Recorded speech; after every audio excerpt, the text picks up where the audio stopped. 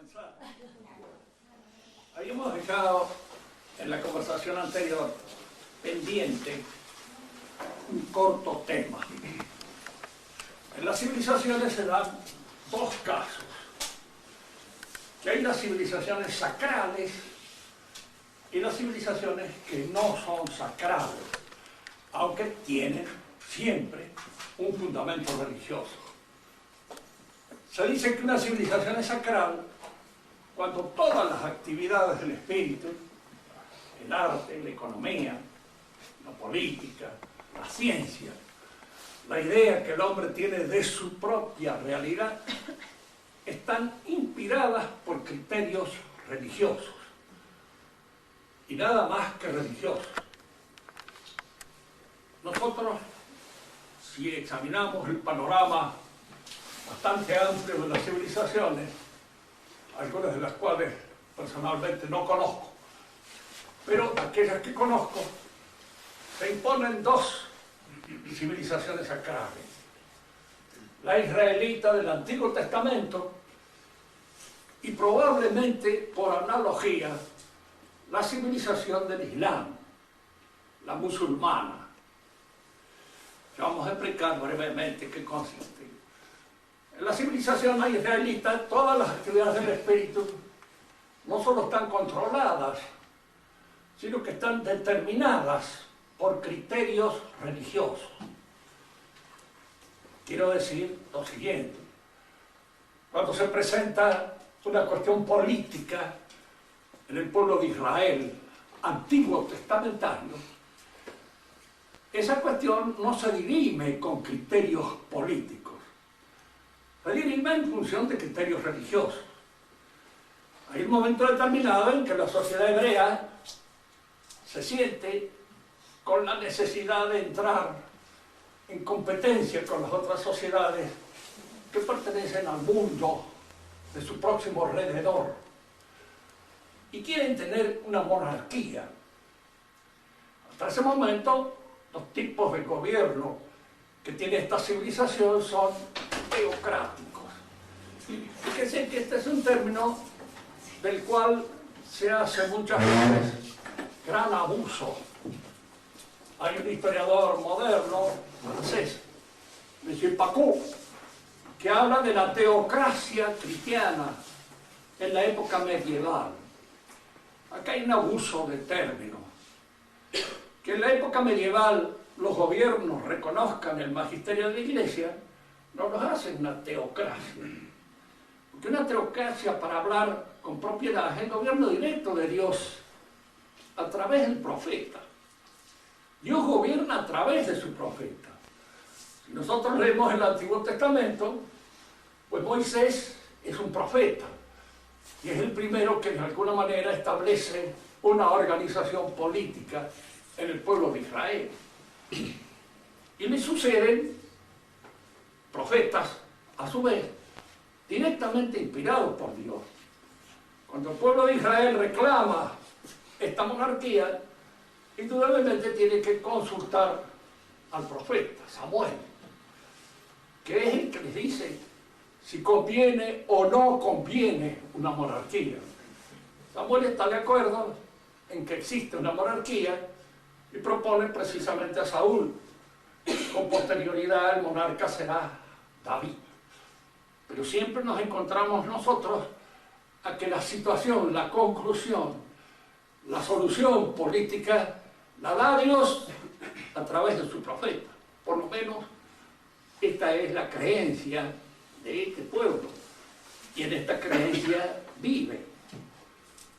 Cuando se habla de la teocracia papal, pues se habla mal, porque el papa nunca es efectivamente un profeta. No tiene ni la inspiración ni la relación inmediata, indubitable con Dios que tiene el profeta. Puede ser un hombre que tiene una asistencia del Espíritu Santo, según dice la Iglesia, pero en ciertas ocasiones nada más, de acuerdo a ciertas situaciones muy especiales que están determinadas en la fe. Pero no es un profeta, ni es un inspirado, y gobierna toda esa parte que le tocó gobernar al papado durante esa época con criterios humanos. Tanto es así que muchos de ellos son perfectamente discutibles dentro del ámbito de los creyentes en aquella época. Ustedes piensan, Dante Alighieri es expulsado por el Papa de Florencia por una razón, digamos así, puramente política. No se habla de una razón religiosa, más es excomulgado, sin ninguna, diríamos así, autorización cabal de esta excomunión. Se habla de un papa que hasta excomulgó a un sastre que le cobró demasiado por los gastos que había hecho, de manera tal de que en alguna medida estas situaciones eran manejadas con criterios que no eran precisamente criterios religiosos. Esto indica cómo en toda la época medieval, dentro de nuestra civilización, el magisterio de la Iglesia ahora, sí, como no, es reconocido, pero como un magisterio espiritual, y no de ninguna manera para determinar los criterios políticos con que se manejan en la Edad Media. Ustedes piensen que en la Edad Media hubo monarquía, hubo república, hubo formas de gobierno a veces muy distintas, porque la Iglesia no impuso nunca una manera determinante del gobierno.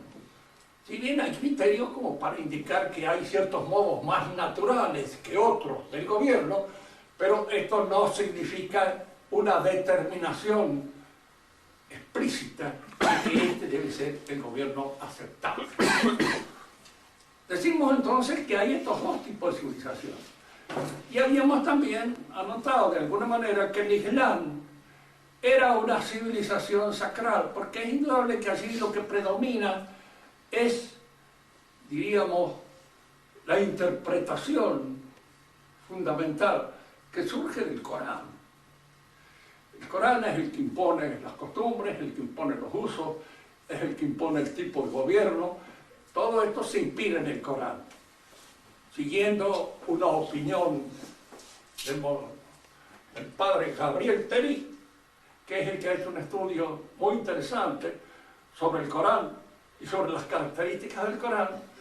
Diríamos que el Corán en cierto modo es una, diríamos, representación hecha a gusto del temperamento árabe del Antiguo Testamento.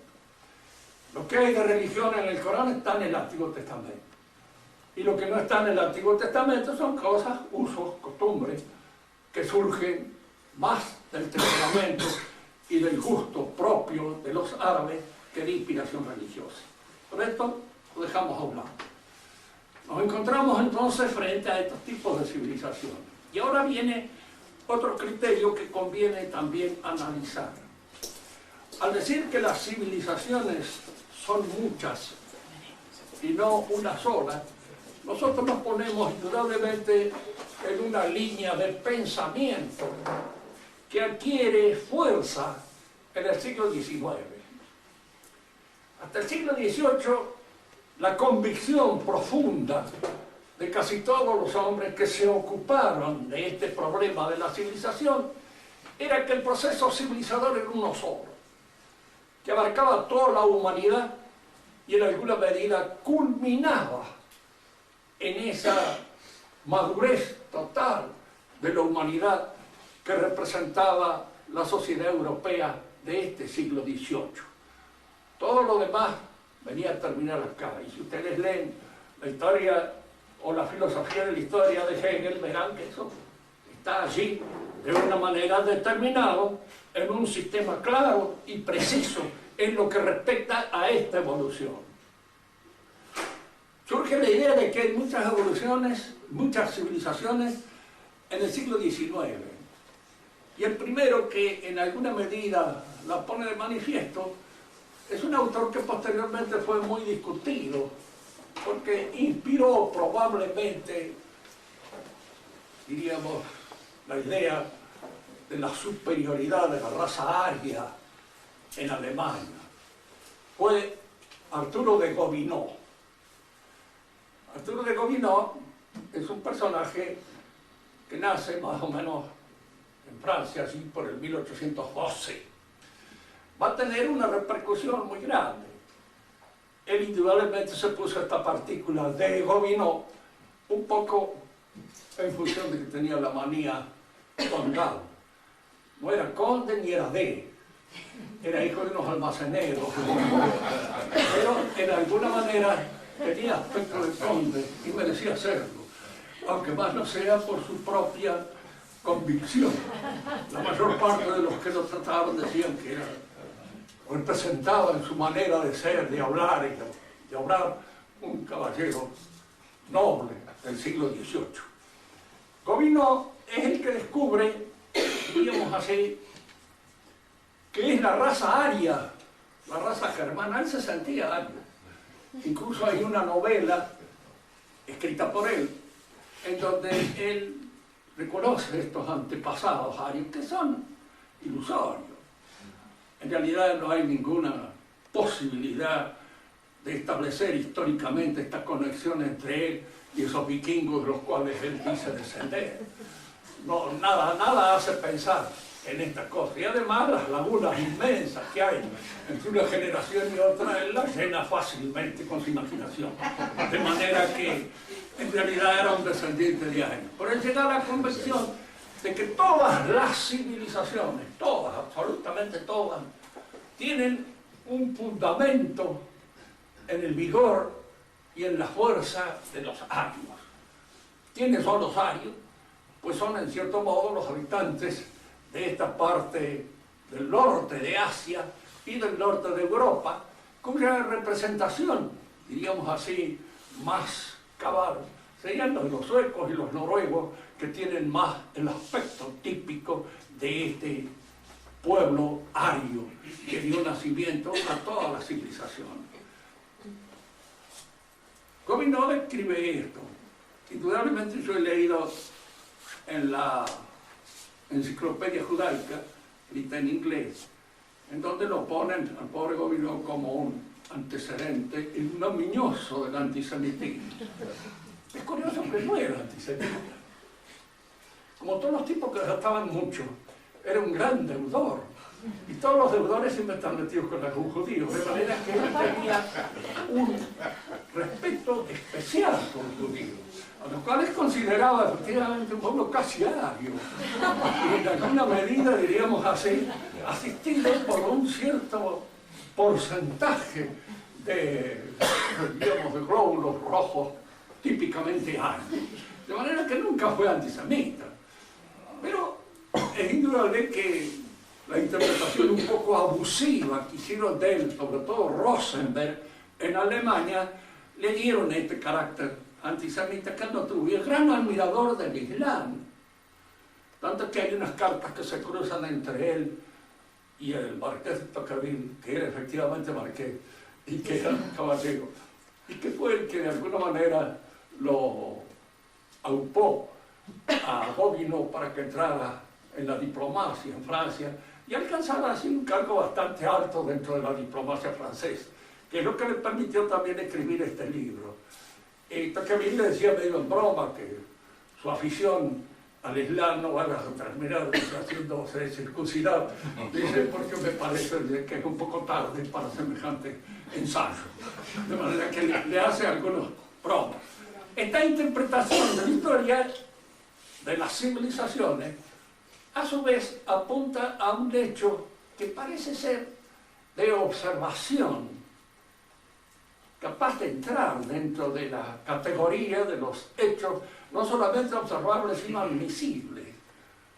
En las civilizaciones hay un proceso, diríamos, casi biológico, de juventud, de madurez y de decadencia.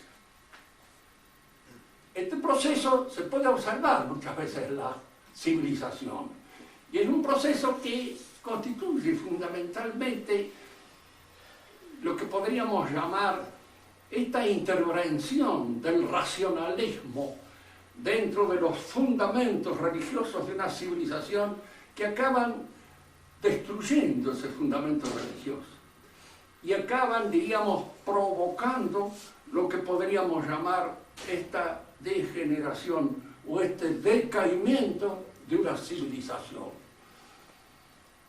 Gobineau lo interpretaba porque el mestizaje de los arios con los demás pueblos, a los cuales pertenecemos nosotros, los degeneraba. Y entonces, inevitablemente, había una decadencia producida por la melanización, es decir, por el ennegrecimiento de estos arios fundamentales, que estaban en el fundamento de la civilización. Al mezclarse con otros pueblos, sobre todo los pueblos que pertenecen a las razas mediterráneas, que son braquicéfalos, por ejemplo, se iba agotando la fuerza, el ímpetu, el vigor de esta raza que era la que había constituido las aristocracias de Europa. Es curioso admitir esto porque a veces, diríamos, estas ideas por ahí son tomadas por los revolucionarios de una manera completamente al revés, ¿cierto?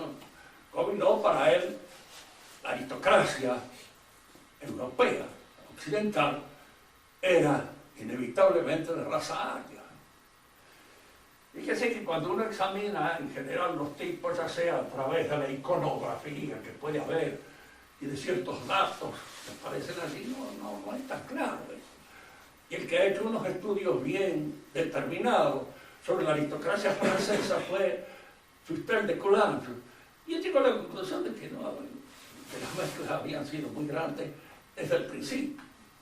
Incluso más, la mayor parte de esta gente que había venido del norte, que eran los arios puros, para Fustel de Coulanges más bien aparecían como bastante brutos y habían adquirido en algún modo su cierto refinamiento al casarse con mujeres que provenían de la romanidad. Y está el caso de Clodoveo, el primer rey de Francia, que era casado con una galorromana. Y fue ella la que a través del obispo se lo convierte al cristianismo y de alguna manera actúa en esta dulcificación de las costumbres de estos pueblos, que eran bastante brutales. Si ustedes alguna vez tienen la oportunidad de leer, vean, historia de los tiempos merovingios, de Agustín Thierry, y van a ver qué costumbres eran. Cómo a veces estos tipos muy coléricos, la mayor parte de ellos, se mataban aún en la iglesia delante del altar, apuñaladas, limpias. Y esto no solamente sucedía con los laicos, sino con los obispos y con los mismos sacerdotes que habían alcanzado poder, y donde se habían metido también estos personajes de la raza aria, pero habían entrado con toda esta furia nórdica que es la que los caracterizaba, más que ese aspecto visto por Gobineau en una esfera completamente idealista. Bien, este hecho, que parece ser un hecho de alguna manera, nosotros lo podemos observar en la civilización hebrea misma. Hay un momento en esta civilización hebrea donde la fuerza de la fe es grande, pero cuando llega el Mesías no lo admiten. ¿Y cuál es fundamentalmente la razón por la cual rechazan a Cristo? Porque no viene como ellos esperaban. Es lo curioso observar esto, que conviene meditarlo bien. Si el Mesías era algo que iba a provenir de Dios mismo, no se sabía si era el Hijo de Dios o no lo era en un comienzo, pero de alguna manera era alguien poderoso, que venía con el poder de Dios. Si era así, no tenía por qué someterse a los cánones puramente humanos que la sociedad hebrea pretendía aplicarle. Jesús forma la iglesia, la nueva asamblea, el nuevo Israel, con hombres que él elige dentro del pueblo hebreo, porque los elige él, aquel, de más allá. El pueblo hebreo organizado, con su Sanedrín a la cabeza, se encuentra desplazado por esta elección. Es decir, esta nueva asamblea que va surgiendo, convocada por la voz de Cristo no es el pueblo de Israel. Es una nueva organización social que está surgiendo por medio de una vocación personal, de un llamado personal. A Pedro, a Andrés, a Santiago, a Juan, etcétera, etcétera. Cada uno de ellos es llamado personalmente para constituir esta nueva organización. Y entonces los miembros del Sanedrín, los miembros que encabezan al pueblo hebreo como pueblo, como tal, se sienten indudablemente desplazados por esta selección de Cristo. Y no lo admiten. Y aquí, si nosotros hacemos jugar estas dos nociones, nos damos cuenta de una cosa. Lo sobrenatural de la fe ha sido reemplazado por un criterio puramente naturalista, por un criterio puramente racional. El pueblo hebreo creía que era el pueblo hebreo el que iba a constituir la nueva organización del mundo y que iba a ser él, de alguna manera, la comunidad sacerdotal que iba a dirigir el mundo. Y se encuentra con que no es así. Y esto, indudablemente, hiere su orgullo. Y al herir su orgullo rechazan, entonces, lo que podríamos llamar el carácter mesiánico de Cristo. Como se ve acá, un criterio político, un criterio racionalista, reemplaza al criterio teológico y al criterio sobrenatural de la fe. Los que tienen fe creen en Cristo, indudablemente lo apoyan, y es la parte del pueblo que se convierte en la Iglesia católica y que se convierte en cristianos. Pero el resto, la organización de Israel como pueblo, la rechaza. Y entonces aparece esta escisión rotunda dentro del pueblo hebreo. Los que creen y los que admiten a Cristo y los que no lo admiten y lo rechazan.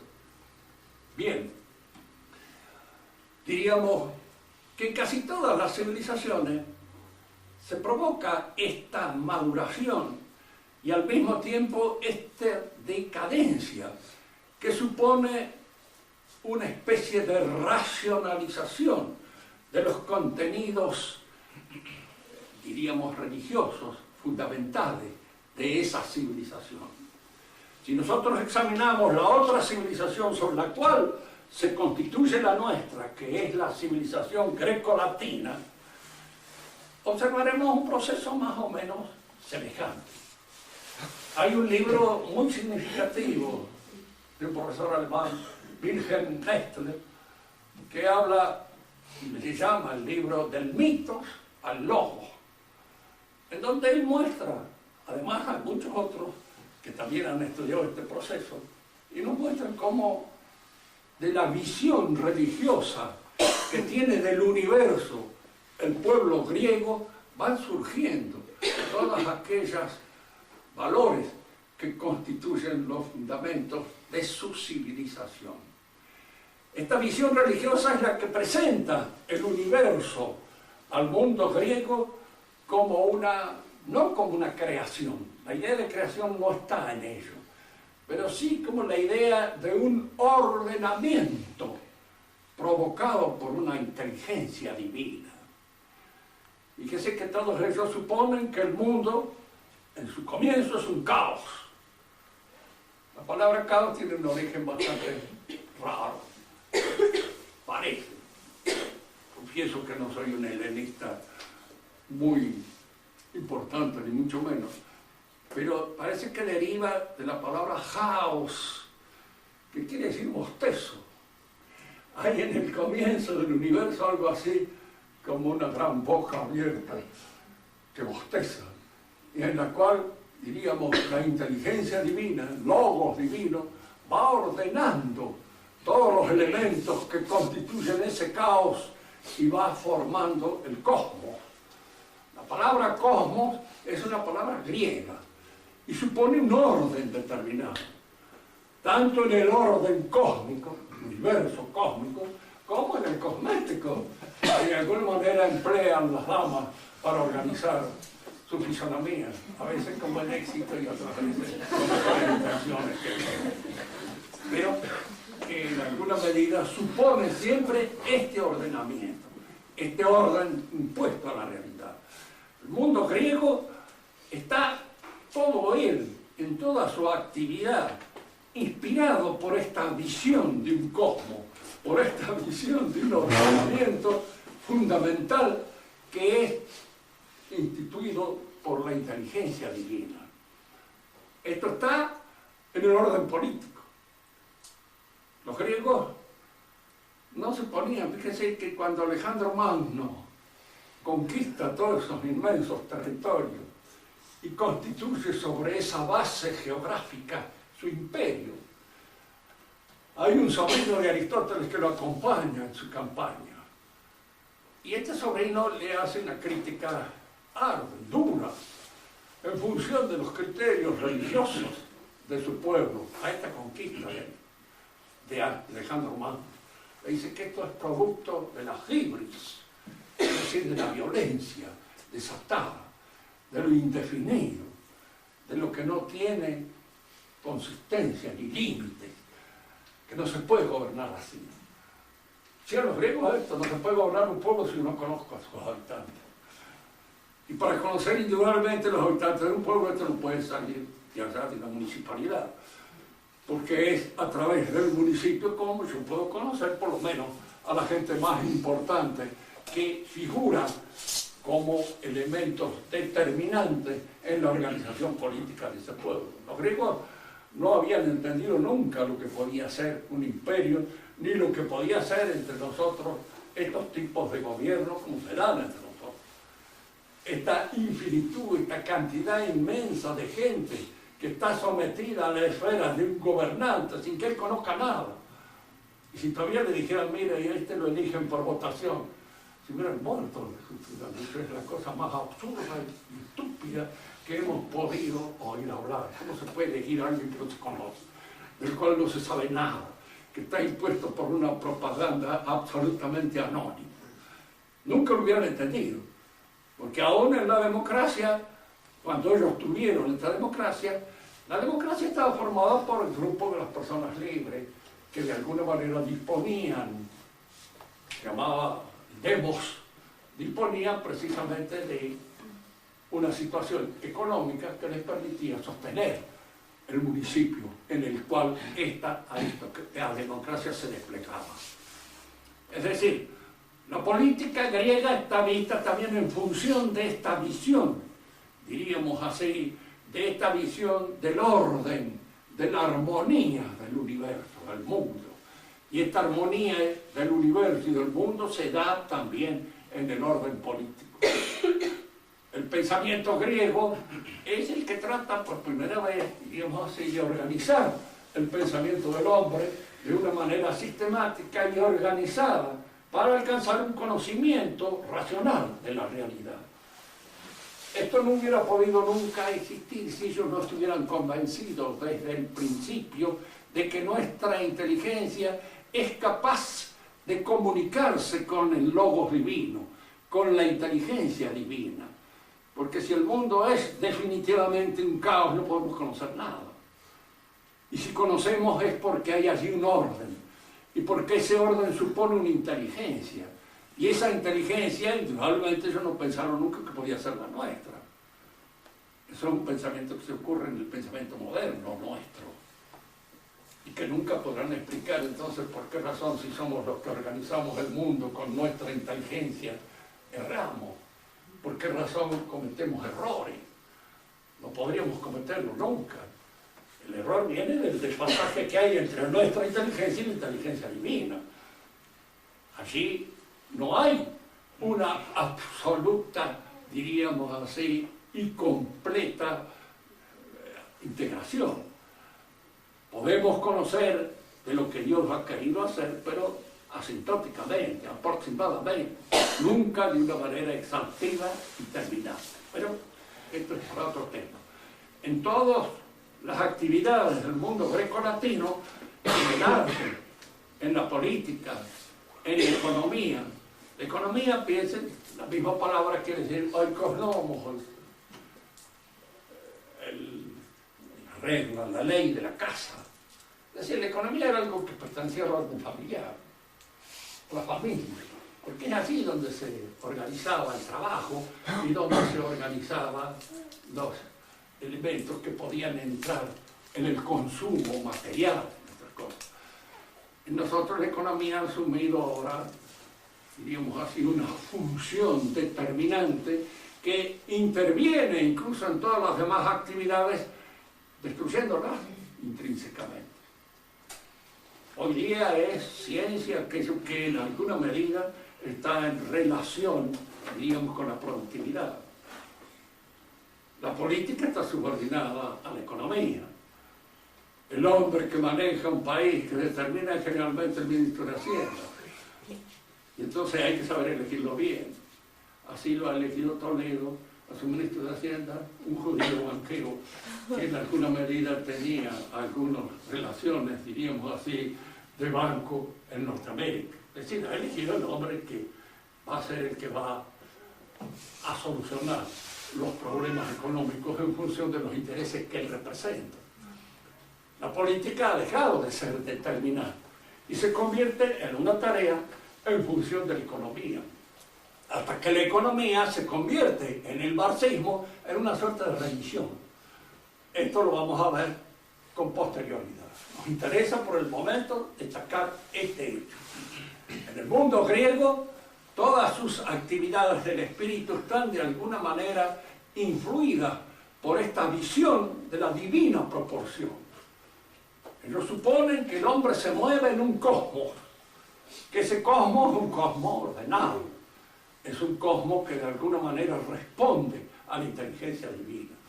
Y si nosotros tenemos algún contacto en alguna oportunidad con el pensamiento de la filosofía griega, veremos que esta idea aparece ya de una manera más sistemáticamente organizada en los sistemas de Platón, en el sistema de Aristóteles y en todos aquellos grandes sistemas que posteriormente serán tomados por el cristianismo. El cristianismo nace en el mundo hebreo, pero cuando se configura, cuando esta sociedad se determina y va poco a poco adquiriendo su contexto, su peso, su estructura propia, es sobre la civilización grecolatina sobre la que se apunta. Si nosotros queremos a veces descubrir cuáles son las razones que han hecho que la Iglesia se fundara en Roma y no en Jerusalén, podríamos dar algunas razones, que indudablemente son de carácter puramente humano. ¿Por qué en Roma? Roma era en ese momento la capital del mundo conocido, de la oikumene, es decir, del mundo conocido hasta ese momento. El idioma latino era un idioma que podía transportar pensamientos que, con un poco de trabajo, pero sin necesidad de esfuerzos excesivos, podían entrar en las mentes de los otros hombres. Acá conviene hacer un pequeño digresión que nos permita aclarar esta noción. Ustedes saben que el hombre piensa a través de esos signos arbitrarios que se llaman el idioma. Esos signos pueden ser arbitrarios y hasta tal punto estar conectados, estar insertos dentro del pensamiento, que fuera de él no se puede pensar en absoluto nada. Ejemplo, la matemática. Hagan una cuenta sin los signos convencionales que constituyen la matemática. Traten de pensar matemáticamente sin esos signos y verán la imposibilidad absoluta. Y verán en cierto modo que aunque esos signos han nacido en nuestra civilización, se han convertido de alguna manera en signos universales para todos. Todos los que piensan hoy matemáticamente piensan de conformidad con esos signos que han nacido en el seno de nuestra civilización. El latín es un idioma que está intrínsecamente perfeccionado por el ejercicio de la ciencia. La ciencia era en aquella época la filosofía. En la actualidad, la filosofía no es considerada una ciencia. leí hace relativamente poco El sentimiento trágico de la vida, de Unamuno. Y Unamuno dice taxativamente, la filosofía es poiesis, es poesía. ¿Por qué decía él? Porque a partir de la época protestante, efectivamente, la filosofía se convierte un poco en poesía. Pero no es así en el mundo griego, ni fue así en el mundo cristiano. Era ciencia. Como todas las ciencias, son labores que hace el hombre en sociedad con los otros. Y que indudablemente convienen en el ejercicio de un idioma que les resulte común y hasta cierto punto familiar a todos los que se expresan en esa lengua. Cuando usted se encuentra frente a un pensador moderno, usted encuentra que este hombre piensa con otras palabras y le da a las palabras otros contenidos que no son los que usualmente pertenecen a nuestro lenguaje. El otro día estaba leyendo yo un trabajo que había presentado uno de estos filósofos que se están perfilando en la actualidad dentro de Mendoza, que se llama Polari. Indudablemente habla una lengua que ya no es la nuestra, la común, la lengua en función de la cual se ha fundado el pensamiento filosófico. Es una lengua distinta, una lengua que se va imponiendo poco a poco. Entre nosotros hay palabras mismas que adquieren de repente un aspecto que no tenían en su origen, ni etimológicamente. ¿Qué quiere decir discriminar entre nosotros? Etimológicamente quiere decir distinguir. Y en la distinción es la que funda el conocimiento. Si no distingo, confundo. Y si confundo, no conozco. Normal. Pero ahora discriminar quiere decir despreciar. Es decir, distinguir y al mismo tiempo despreciar. Es una acepción que no tiene en su origen el término, que ha adquirido en cierto modo por el uso publicitario que se hace de él. Y este uso publicitario es el que le da un sentido distinto al que tiene.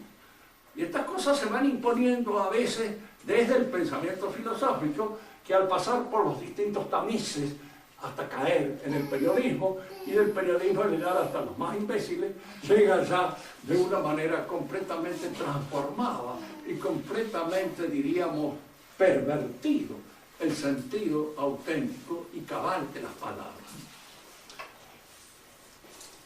Decíamos entonces que los griegos son los descubridores de la ciencia. La palabra ciencia, en el sentido en que ellos la emplearon y que posteriormente fue utilizada por los cristianos, tiene un sentido analógico. Es decir, hay ciencias de distinta índole. Están dependiendo cada una de ellas del tipo de objeto que conocemos. Se llama ciencias exactas a la matemática en general. Y la pregunta es ¿por qué son exactas? Porque el objeto matemático es un ente ideal, un ente de razón. Para tomar un ejemplito que esté al alcance de mis bolsillos y del bolsillo de la mayor parte de nosotros, ¿un triángulo qué es? Es la definición del triángulo. Superficie plana cerrada por tres líneas que se cortan en un punto llamado vértice. Punto, se acabó. Y no es más que eso. Pero un piojo no es la definición del piojo. El piojo es algo vivo. Una pulga es algo vivo. Yo no puedo conocer la pulga ni el piojo con la exactitud con que conozco un triángulo. Para entrar a conocerlo tengo que hacer una serie de investigaciones, de observaciones, etcétera, las costumbres, la vida social de los piojos, etcétera, etcétera. Y a través de todas esas investigaciones logro conocer un poco, pero nunca tengo exactitud en mi conocimiento. Cuando la matemática se impone como ciencia rectrix, es decir, como ciencia que impone a las demás su estatuto, nosotros no tenemos más remedio que cuando entramos en los otros conocimientos, para matematizarlos tenemos que destruirlos en su entidad cabal, ontológica, tal como es. Siempre pongo como ejemplo, lo he puesto tantas veces que los que me han asistido muchas veces dicen tan hartos, ¿sabes? Pero bueno, hay otros que no lo conocen. Ese ejemplo que pone Eddington, ¿cómo podemos nosotros, diríamos así, calcular la caída de un elefante desde arriba de una colina? Indudablemente, si el elefante es un animal viviente y la colina es una colina con todas las antroposidades que conocemos, se puede calcular. Porque a lo mejor no se cae, se queda trancado en cualquier parte, en cualquier lugar. Para poder calcular esto tengo que reducir todas estas realidades ontológicas a medidas de peso. Al elefante le doy 2 toneladas, a la colina le hago con un ángulo de inclinación de 60 grados. Y entonces sobre esa base puedo efectuar el cálculo, pero la base supone de alguna manera la ruptura, la destrucción de todos los elementos vivientes con que la realidad nos provee. Nosotros podemos matematizar muchas cosas, pero en esa matematización entra a veces una cierta destrucción de la realidad que hace que no conozcamos bien la realidad y que lo que conozcamos es, en alguna medida, el producto de una elucubración de tipo matemático. Las ciencias rétrix son unas o se imponen, ¿no?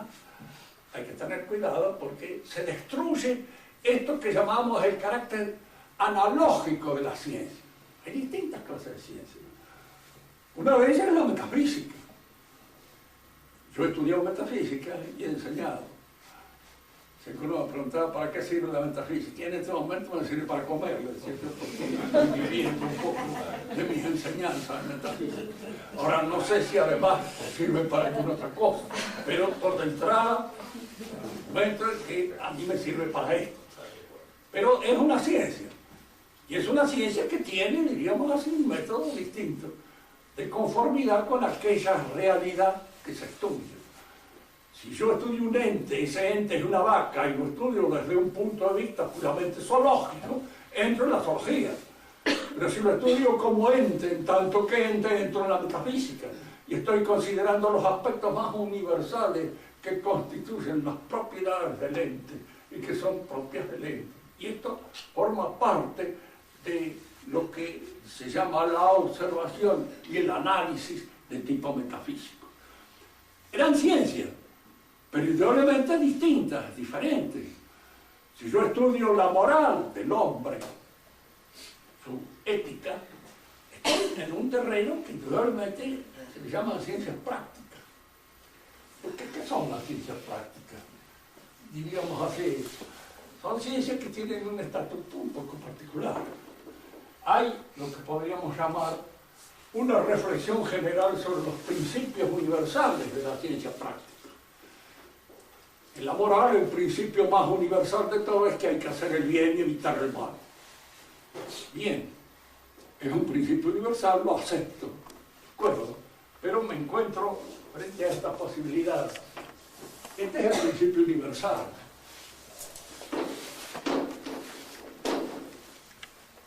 Pero me encuentro en una situación determinada. Acá, situación. ¿Cuál es el bien que tengo que hacer acá y ahora? Y el mal que tengo que evitar acá y ahora. Indudablemente acá, el principio universal me sirve de guía general, pero en la aplicación concreta yo aparezco en ejercicio de otra forma de mentis, que es precisamente el juicio práctico, el juicio que me permite determinar aquí y ahora qué es bueno en estas circunstancias. Y luego puedo ver el bien, puedo ver lo bueno que sería hacer esto y no lo hago. Vidio meliora, provoco, deteriora seco, dicen los latinos. Veo lo mejor, lo apruebo y hago lo peor. ¿Por qué? Porque en ese momento me falla algo. Y esto que me falla es el orden de las virtudes. No obra ordenadamente. me dejo llevar por la concupiscencia, me dejo llevar por cualquier otra pasión. Y esto sucede en todos los órdenes prácticos, en el orden personal y en el orden colectivo, diríamos así, en el orden político. Hay quienes dicen por ahí, apareciendo como muy vivos, que desde Maquiavelo la política ya no es más una ciencia moral. Bueno, eso lo dicen, y después meten preso al presidente de la nación porque chorreó al otro, porque abusó al otro. Es decir, que en alguna medida nos estamos dando cuenta de que el orden moral actúa, ocupa en la política, y es fundamental que se ocupe. Un hombre que tiene miedo no obra bien, un hombre que es concupiscente no obra bien, un tipo que inmediatamente se marea porque le ponen una muchacha linda que le ríe la estrella, no obra bien. Indudablemente hay muchos elementos pasionales que obran y deforman el concepto práctico, el concepto de acción práctica, porque uno no está organizado para hacerlo. De modo que esta ciencia termina acá, en este principio fundamental, en el juicio práctico. Y este juicio práctico es siempre un juicio que supone el ordenamiento de las virtudes para que ese juicio práctico se produzca real y efectivamente. Por eso, la ciencia sigue teniendo un carácter analógico. El padre Castellano decía, no importa, tenía toda la razón del mundo. En materia de ética, abarcando todo, el orden familiar y el orden político, no se ha dicho nada importante después de Aristóteles. ¿Y por qué uno dice, bueno, pero fíjense que eso, en medicina hemos adelantado tanto en la física matemática? ¿Por qué en estas no hemos adelantado tanto? Porque no están dependiendo en la observación de los hechos de la invención de aparatos nuevos que nos permiten, diríamos así, reconocer en la realidad aspectos que antes no lo habíamos observado nunca. Aristóteles miraba el cielo a ojo de buen cubero. Decía, lo que yo alcanzo a ver, las estrellas están fijas. Pero decía esto, que indica de su inteligencia, es lo que yo alcanzo a ver. Si alguien ve de otra manera, si alguien logra percibir aspectos de esa realidad que yo no logro percibirla, a lo mejor hay que cambiar el criterio. Pero momentáneamente lo que se me ofrece a mi consideración es esto. Por eso hay ciencias que están dependiendo en su progreso de una serie de invenciones, de una serie de aparatos que otras no lo necesitan. ¿Por qué? Porque desde el comienzo, diríamos así, la inteligencia, en buen sentido, el sentido común ha actuado de una manera apropiada. Bien. Decíamos entonces que en las sociedades se observa este proceso de maduración que alcanza su punto culminante en lo que podríamos llamar los periodos clásicos de una civilización. Grecia tiene su periodo clásico en el siglo V a.C. Nuestra civilización tiene su periodo clásico en lo que podríamos llamar el siglo XIII, XIV, ¿no? Y luego en lo que podríamos llamar el declive, la decadencia. Y esta decadencia está provocada precisamente por la intervención racionalista en el fundamento religioso que constituye la base de todas las sociedades. Cuando este fundamento se destruye, empieza ese proceso de desorganización y de decadencia que en nuestra sociedad lleva el nombre de revolución. La revolución es este proceso. Es la ruptura, comienza con la ruptura del sistema religioso y luego, diríamos así, se va pronunciando por un avance cada vez más pervertidor de todas las demás actividades del espíritu humano. Vamos a señalar ahora, para dejarlo preparado para la clase que viene, en este sentido. La revolución tiene hitos, tiene puntos fundamentales. La primera revolución es religiosa. ¿Y qué que la funda. Indudablemente es un ataque directo contra la fe. No hay un ataque directo contra la fe. Hay una interpretación viciosa de la fe, que es la que hace que, diríamos así, se pervierta el sentido de la fe. Y esto provoca la ruptura de este sistema religioso que es el que le da armonía, le da equilibrio a toda la sociedad occidental o latina durante la Edad Media. Se rompe esto. Entonces el primer ataque va directamente contra la fe. Y la primera reacción es una reacción que busca la salvación de la fe. Es la contrarreforma. Porque las reacciones, dicen que entre nosotros dicen, es reaccionario. Es otro idioma, lenguaje que crea todo este mundo formado por la revolución y que uno tendría que examinarlo bien.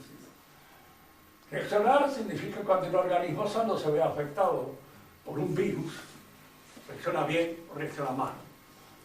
Si reacciona bien, trata de defenderse del virus. Y en eso consiste lo que se llama una reacción. En el orden político a veces sucede lo mismo. Hay que tratar de defender ciertas cosas, ciertas posiciones, y entonces hay una reacción del organismo en defensa de esas posiciones. El movimiento revolucionario va a traer entonces, en primer lugar, unos cambios dentro de las posiciones del espíritu en el mundo. El primer principio que funda el movimiento revolucionario es el inmanentismo. Es decir, el hombre se convierte de ahora en adelante en lo que podríamos ser el centro absoluto de toda interpretación del universo. Ya no es más Dios, es el hombre. Y en esto consiste el inmanentismo. Pero este inmanentismo tiene que estar sostenido por otros principios. El evolucionismo, el historicismo, el progresismo y el democratismo. Vamos a ver tanto unas cosas. Algunos veces me preguntan, ¿por qué el democratismo? Sí, porque cuando yo he perdido el sentido de la autoridad divina, tengo que fundar la autoridad en algo. ¿Y en qué puedo fundarla? En el consenso de la mayoría. Fíjense que acá es donde se aplica aquel dicho que era tan bueno, observado por Boileau. Si en una minoría hay una mayoría de imbéciles, ¿qué sucederá con una mayoría auténtica? Porque la cantidad de imbéciles es simplemente aplastante. Entonces, yo tengo que confiar en el criterio de todos esos imbéciles que opinan. Realmente lo que se les gana. Pero ya vamos a explicar cómo la revolución, en realidad los que hacen la revolución no son estúpidos. Saben esto que yo digo. Que siempre en todo movimiento revolucionario hay dos clases. Está el sonso, eso que Maradona llama la gilada, que tiene de alguna manera razón, va tras él. Y está el que aprovecha estas ambigüedades y estas mentiras en la edificación de su propia fortuna. Estas dos cosas se dan siempre. Y luego están los carreros de Panurgo, que no saben muy bien para qué nos apuntar, ni en dónde están parados, y que siguen en alguna medida la jura sin estar muy convencidos de todo. Si usted le pregunta a cualquier argentino de hoy qué opina sobre la democracia, con toda seguridad le dirá que opina mal. Pero al mismo tiempo está en eso, porque no ve otra salida. Dice, no hay otra salida. Bueno, y efectivamente, probablemente no haya otra salida, pero eso no significa que esta sea la salida, una salida buena. Bien. Las próximas clases continuaremos con esto, observaremos estos principios generales y luego vemos el carácter de la primera revolución. Yo les decía esto. La primera se funda en un aspecto que ya está en el cristianismo. Porque indudablemente nada ha hecho la revolución que no esté contenido en los principios de la fe cristiana. El personalismo que va a fundar la reforma protestante y de la que va a surgir el liberalismo es precisamente una cosa que se funda en un principio de nuestra fe, pero en un principio, diríamos así, arrancado de su quicio sobrenatural. La sociedad católica es una sociedad de personas. Nosotros hemos sido convocados, a lo mejor por nuestros padres cuando nos bautizaron, no es el caso mío, pero podría ser el caso de muchos, y posteriormente, en la medida en que yo voy realizando mi perfección personal, es como voy entrando cada vez de una manera más íntegra y cabal en el seno de la Iglesia. Es decir, en la Iglesia hay un llamado a la persona. En el mundo de Israel había un llamado al pueblo de Israel, a la sociedad israelita. En el mundo nuestro hay un llamado a la persona de cada uno de nosotros. Entonces, la posibilidad de caer en un error personalista es una posibilidad que está, diríamos así, en el seno mismo de nuestra fe. Para decirlo con una comparación, el pez muere por la cabeza, ¿verdad? Es decir, cada uno de nosotros en aquello que constituye su fuerza, su vigor, es donde puede ser atacado por el enemigo. El hombre muy vigoroso, muy fuerte, puede caer precisamente en la violencia porque le es cómodo, le es fácil. Al inteligente generalmente se muere por inteligencia y se muere por exceso de inteligencia. En nosotros ese personalismo acentuado por esta convocación de Dios a la persona es lo que va a constituir el principio de la Reforma Protestante y posteriormente del liberalismo, que es la herejía por antonomasia. Si ustedes quieren hacer alguna pregunta, háganla con toda la voz que tienen para que pueda atravesar, digamos, la oreja mía. Si algo no ha quedado muy claro, puede haber un poco de desorden. ¿Qué dice María Fernanda? Nada. El pensamiento de Unamuno es protestante en cierto sentido. Sí. Está en el sentimiento trágico de la vida. Lo que pasa es que Unamuno, pese a ser de origen bien católico, era por su espiritualidad muy protestante. Y entonces, en el mundo protestante, la filosofía se convierte en un trabajo puramente poético.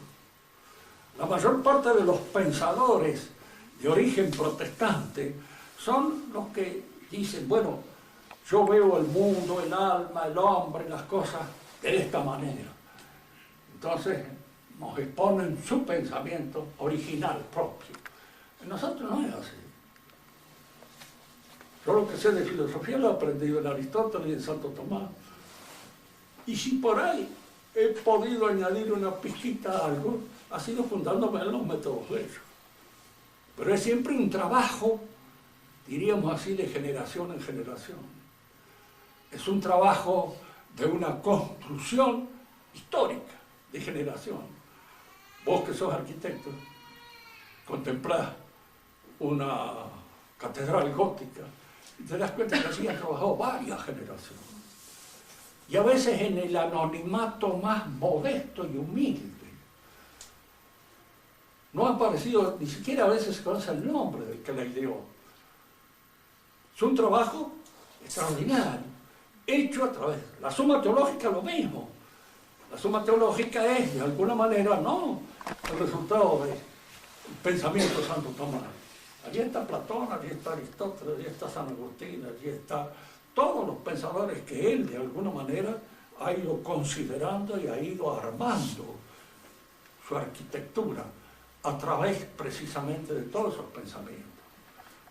El que convierte la filosofía en poesía